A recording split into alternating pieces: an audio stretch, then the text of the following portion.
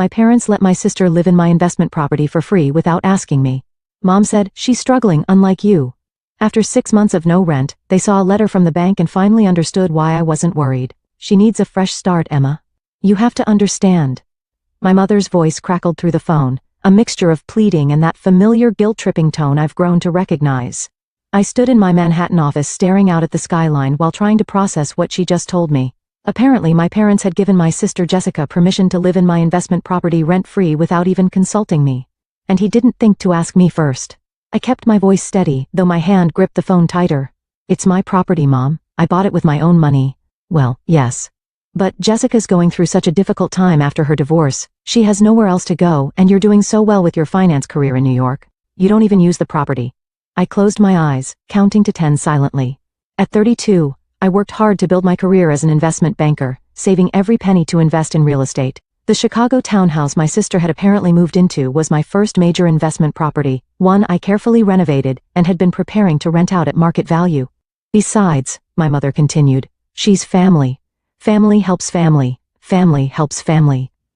The irony of those words wasn't awesome me. Where was this family-first attitude when I was struggling through college, working 3 jobs while Jessica partied her way through her trust fund? How long has she been living there? I asked, dreading the answer. Oh, just a few days. She moved in last weekend. Your father gave her the spare key you left with us for emergencies. Of course he did. The emergency key I trusted them with now used to install my unemployed sister in my investment property indefinitely. And when exactly were you planning to tell me? Well, we're telling you now, honey. And Jessica is so happy there. She's already talking about repainting some rooms to brighten up the space. My stomach dropped. She's what? Oh, nothing major. Just some accent walls. You know how good she is with interior design? Remember that phase when she wanted to be a decorator? Yes, I remembered. Just like I remembered her photography phase, her yoga instructor phase, and her organic juice bar phase, all expensive ventures funded by our parents that ultimately went nowhere. Mom, she can't just Emma, please, my mother interrupted. Can't you just help your sister this once? She's family. I took another deep breath, my mind already formulating a plan. You're right, Mom, she is family. Oh, sweetheart. I knew you'd understand. You've always been the sensible one. I murmured, opening my laptop and pulling up my banking records. I have to go now, client meeting. After hanging up, I sat back in my chair, a small smile playing on my lips. What my family didn't know was that I've been preparing for something like this for months. Ever since Jessica's divorce, I'd watch her pattern of landing on her feet through family bailouts. I'd seen the way my parents' eyes turned to my success, my stability, my assets. I opened my bottom desk drawer and pulled out a thick folder labeled Chicago Property. Inside were documents I prepared with my lawyer 6 months ago, just in case. Legal notices, property regulations, and most importantly, the paperwork for the property's new status as part of my corporate holdings. You see, the townhouse wasn't just in my name anymore. It was now owned by my LLC, with strict legal protocols for occupancy and use. Any unauthorized residence could be considered trespassing under corporate property laws. I set it up this way specifically to protect against family emergencies. My phone buzzed with a text from Jessica. Thanks for letting me crash at your place. You're the best big sis ever. BTO, do you mind if I redo the kitchen cabinets? The current ones are so dated. I didn't respond. Instead, I picked up my office phone and dialed my lawyer's number. Sarah, it's Emma. Remember that scenario we planned for with the Chicago property? It's happening. Yes, exactly as we predicted. Can you start the process? I spent the next hour reviewing the documents with Sarah, setting everything in motion. The property management company would be notified, formal notices would be prepared, and the corporate oversight protocols would be activated. What about your parents? Sarah asked. They're not going to be happy when they realize what's happening. They're not going to know until it's too late, I replied. Besides, they gave up any right to an opinion when they handed out my spare key without permission. My computer pinged with an email from Jessica. This one with attached photos of furniture she was planning to buy for her new place with our parents' credit card. No doubt.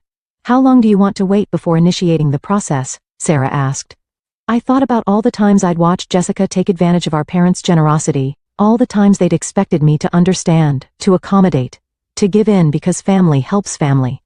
Let's give it 6 months, I decided. Long enough for them to think they've gotten away with it. Long enough for Jessica to really settle in. Long enough for everyone to forget whose property it really is. And then we remind them exactly why you don't take what isn't yours, even if you're family. I spent the next few weeks watching from afar as Jessica documented her new life on social media. There she was posting photos of the vintage chandelier she'd installed in the dining room without permission. There were the Instagram stories about her fresh start, and how sometimes the universe just provides. Every image, every post, every modification to my property was carefully saved and documented. My parents called regularly, always dancing around the subject of the house, praising Jessica's initiative in fixing up the place. They never once mentioned rent, utilities, or the fact that they'd essentially given away my property without my consent. Jessica's doing so much better now. My mother gushed during one call. She's really finding herself, and it's all thanks to you, honey. You're such a good sister. I made non-committal noises while adding another set of unauthorized renovation photos to my documentation file. The folder was getting thick with evidence that would become very important in exactly 5 months and 3 weeks. Though, my mother added hesitantly, she was wondering if you might consider putting the utilities in her name, just to help her establish some credit after the divorce. And maybe, well, she was thinking about getting a dog. The building does allow pets, right? I muted my phone for a moment to laugh quietly. Actually, Mom, I need to run. Big meeting. We can talk about this later. That evening I received an email from my property management company confirming they documented all changes to the property since Jessica's unauthorized occupancy began. Every modification, every violation of the corporate property agreements, all meticulously recorded and dated. My phone buzzed with another text from Jessica. Hey sis, quick question. Is it okay if I list one of the spare rooms on air just to bring in a little extra cash while I'm job hunting? I added the text to my documentation file and checked my calendar. 5 months and 2 weeks to go. This wasn't just about the property anymore. This was about boundaries, respect, and teaching my family that my success didn't make me their personal safety net. Sometimes the kindest thing you can do for family is let them face the consequences of their actions. And in 5 months and 2 weeks, there would be consequences indeed. 5 months into Jessica's fresh start, my property management company sent me their final report. The document detailed everything. Unauthorized renovations totaling over $23,000, multiple building code violations from her amateur improvements, and most importantly, evidence of the illegal air operation she'd been running from my spare rooms. I sat in my office reviewing the photos and documentation. Jessica had completely transformed my carefully renovated investment property into what she called her bohemian dream space. The elegant gray walls were now splashed with garish colors. The high-end appliances I'd installed had been replaced with cheaper models. She'd sold the originals online according to her social media, and the carefully maintained hardwood floors were now covered in what she termed artistic epoxy designs. My phone buzzed with yet another text from her. Emma, you'll never believe how amazing the house looks now. I'm thinking of starting a home renovation blog. Maybe this could be my new career. I added the message to my documentation file and checked the calendar. 2 weeks until the corporate audit I'd scheduled. 2 weeks until my family learned exactly what happens when you mistake kindness for weakness. Are you sure about this timing? Sarah asked during our final review meeting. Your sister's birthday party is the day after the audit novices go out. I smiled, remembering the invitation I'd received. Jessica was planning a huge housewarming/birthday celebration at my property, of course. She'd already invited 50 people and hired caterers, all funded by our parents. The timing is perfect, I replied. Let them celebrate. It'll make the notices more impactful. The day before the audit, my mother called. Emma, honey, you're coming to Jessica's party tomorrow, right? She's put so much work into the house. Everyone's dying to see what she's done with the place. Actually, Mom, I have some business in Chicago tomorrow. I'll stop by. Oh, wonderful. Jessica will be so happy. She keeps saying she wishes you were around more to see how she's transformed your old investment property into a real home. My old investment property, as if I'd abandoned it. And Jessica was doing me a favor by claiming it. By the way, my mother added, your father and I have been thinking, since Jessica's done so much to improve the place, maybe we should discuss transferring the deed to her. You're doing so well in New York, and this would really help her establish herself. I gripped my phone tighter. We can discuss everything tomorrow, Mom. That night, I boarded a flight to Chicago. In my briefcase were multiple copies of the corporate audit findings, legal notices, and documentation of every unauthorized change and violation. I also brought the police reports from neighbors complaining about Jessica's airman guests, along with proof of her online income from renting out rooms in a property she didn't own. The morning of Jessica's party, I arrived at the property early for the official corporate inspection. The property management team and my lawyer were already there, along with a licensed contractor to assess the unpermitted renovations. The building code violations alone, the contractor whistled, reviewing the changes. The electrical work in the kitchen isn't up to code. The epoxy floors weren't properly sealed. And don't get me started on the load-bearing wall she removed to open up the space. I documented everything, then checked my watch. 3 hours until the party. Right on cue, my phone buzzed with a message from Jessica. Where are you? The caterers are here, and I need help setting up. Detail. Wait until you see what I did with your old home office. It's a meditation room now, complete with a water feature. I forwarded the message to my lawyer who added it to our file. The notices are ready, she confirmed. Would you like us to serve them during or after the party? I thought about my mother's casual suggestion of transferring the deed about Jessica's entitled alterations to my property. About 6 months of watching them take advantage of my success. During, I decided, let them celebrate first. Let them really showcase everything they've done to my property, then we'll show them exactly who owns this house. And it's not just me anymore. The guests started arriving at 4. I watched from my car as Jessica welcomed everyone, playing the role of proud homeowner. Through the windows, I could see my parents beaming as she gave tours, probably bragging about all her improvements. At exactly 5:30, as the party was in full swing, my property management team arrived with the official notices. I stepped out of my car, straightened my jacket, and walked toward the house I'd bought with years of hard work and careful planning. Time to remind my family that sometimes the most expensive lessons are the ones you thought would be free. Emma. Jessica squealed as I walked in, rushing to hug me. You're finally here, isn't the house amazing? I've done so much with it. Behind her I saw my parents' faces light up. They hadn't noticed the team of people following me in, clipboards and documents in hand. Yes, I said calmly. Let's talk about exactly what you've done with my property. The room grew quiet as my lawyer stepped forward, notices in hand. Jessica's champagne glass froze halfway to her lips as she finally registered the official-looking documents being placed on her upcycled coffee table. Sometimes the best revenge isn't about getting even. It's about standing your ground and letting others face the consequences of their actions. And as I watched realization dawn on my family's faces, I knew this was just the beginning. The silence that fell over the party was deafening. Jessica's perfectly manicured hand trembled as she picked up the top document from the stack. What is this? She stammered, her eyes scanning the official letterhead. This, my lawyer, Sarah, stepped forward, is a formal notice of unauthorized occupancy and property violations issued by EJM Holdings, LC, the legal owner of this property. EJM Holdings? My father interrupted, moving closer. Emma, what's going on? I maintained my composed demeanor as party guests started whispering among themselves. EJM Holdings is my corporate entity, Dad. The property was transferred to it 6 months ago, right around the time you gave Jessica my emergency key. My mother's face paled. But that's just a technicality, right? This is still your house.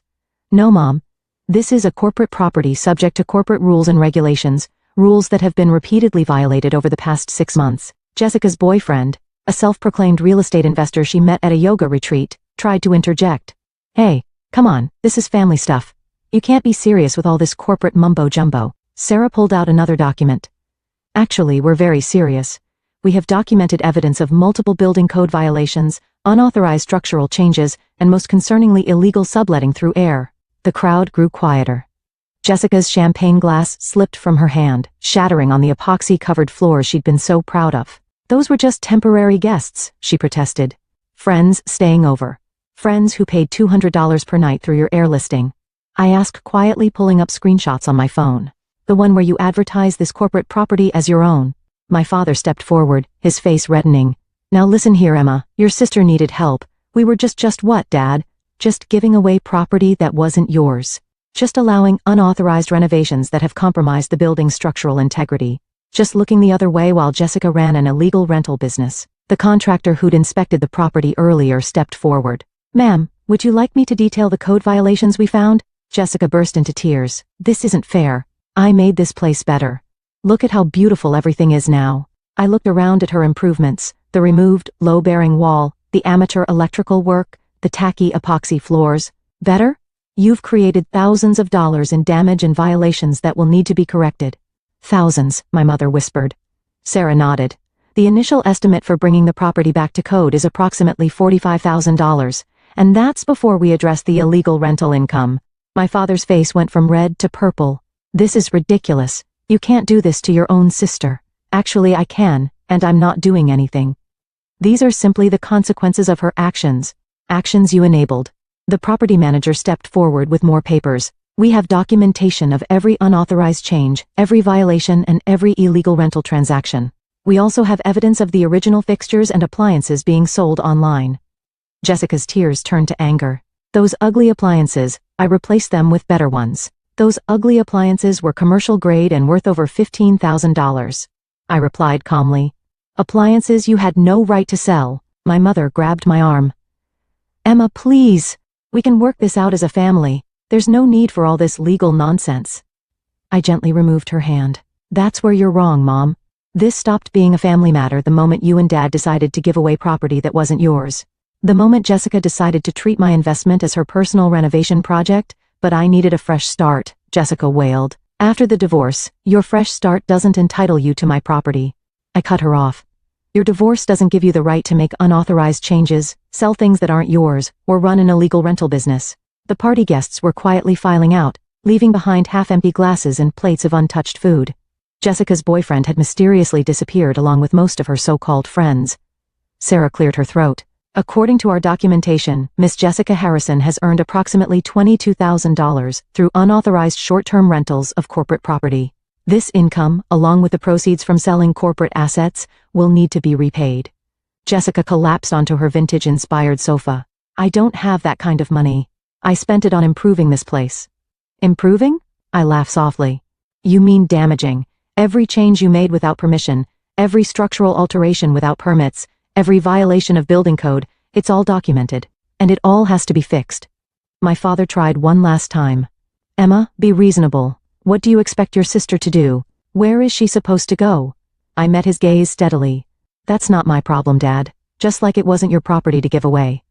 Jessica has exactly 30 days to vacate the premises and begin repayment of damages and illegal rental income. 30 days, my mother gasped.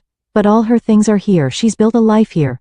She built a life on stolen property, Sarah interjected. The 30 days is a courtesy. Given the extent of violations, we could demand immediate evacuation. Jessica jumped up. You can't do this. Mom, Dad, tell her she can't do this. I watched my parents exchange helpless glances, finally realizing they had no power here. Their casual disregard for my property rights, their entitled assumption that Jessica's needs trumped my ownership. It was all crumbling around them. The property will be restored to its original condition. I continued calmly. Any cost not covered by the repayment of the legal rental income will be your responsibility, Jessica. And yes, we will pursue legal action if necessary. Legal action, my mother whispered. You'd sue your own sister. You mean like how you tried to manipulate me into transferring the deed to her? I asked. Yes, Mom. I heard your suggestion earlier. Consider this my response. The property manager handed out final copies of the novices. All communication regarding this matter should now go through our legal department. Any attempts to further modify the property or continue unauthorized rentals will result in immediate legal action. I turned to leave, then paused. Oh, and Jessica, happy birthday. Consider this your wake-up call. Sometimes the best gifts are the lessons we never wanted to learn. As I walked out of the house, my house, I heard Jessica's sobs, my mother's pleading, and my father's angry muttering. But for the first time in months, I felt at peace. Sometimes standing your ground means being the bad guy in someone else's story, but I'd rather be the bad guy than the doormat they tried to make me. Let them call me cruel, let them paint me as the heartless corporate sister who wouldn't help family. I knew the truth. Sometimes the kindest thing you can do for family is let them face the consequences of their actions. 6 months after Jessica's disastrous birthday party, I stood in my newly restored Chicago property surveying the changes. The walls were back to their original elegant gray. The load-bearing wall had been properly reinstalled, and new commercial-grade appliances gleamed in the kitchen. Every repair had been documented, every code violation corrected, and every trace of Jessica's improvements erased. The cost of restoration had totaled $67,000, significantly more than the initial estimate, once contractors uncovered the full extent of the damage. After lengthy negotiations through our lawyers, Jessica had agreed to a repayment plan, using her portion of our grandparents' inheritance to cover the damages and illegal rental income. My phone buzzed with a text from her, the first direct communication we've had in months. Can we talk in person? No lawyers, no drama, just sisters.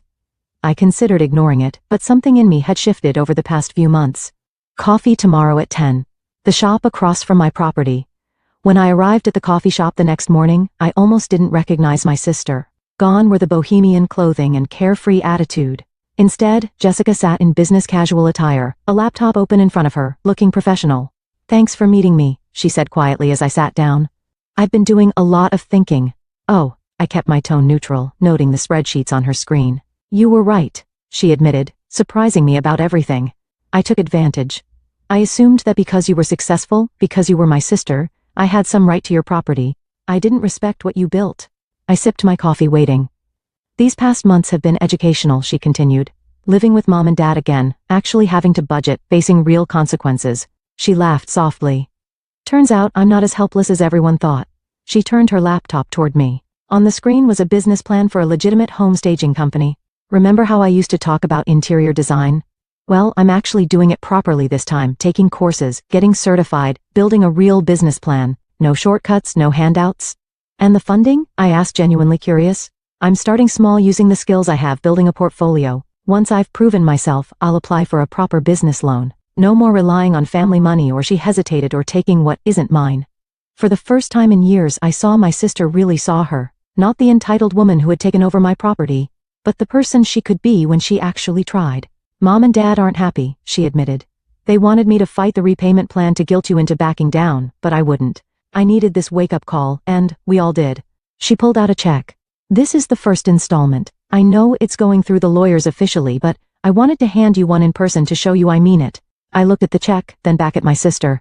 Keep it, I said finally. Put it toward your certification courses instead. Her eyes widened. But the repayment plan still stands, I clarified.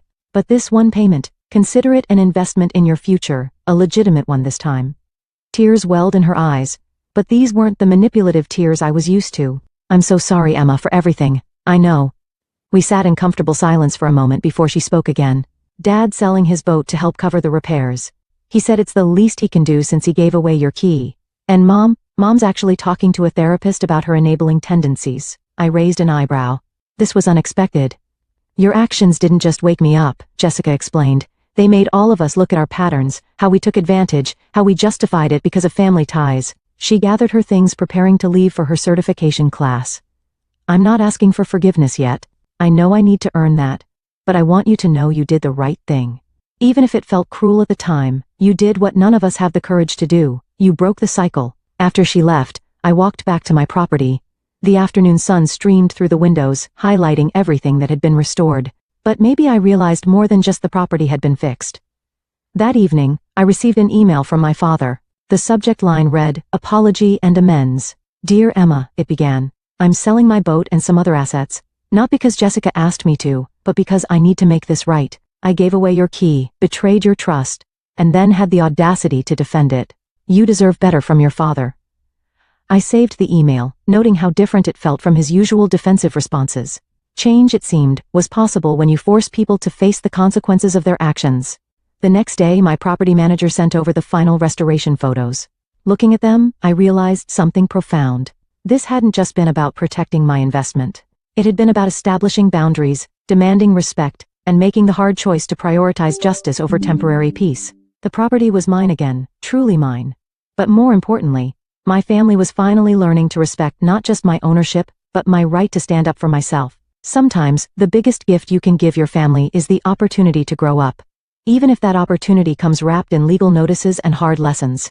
And sometimes, the strongest foundations are built not on endless giving, but on firm boundaries and earned respect. Standing in my restored property, I smiled. The walls weren't just repaired, they were stronger. And so was I.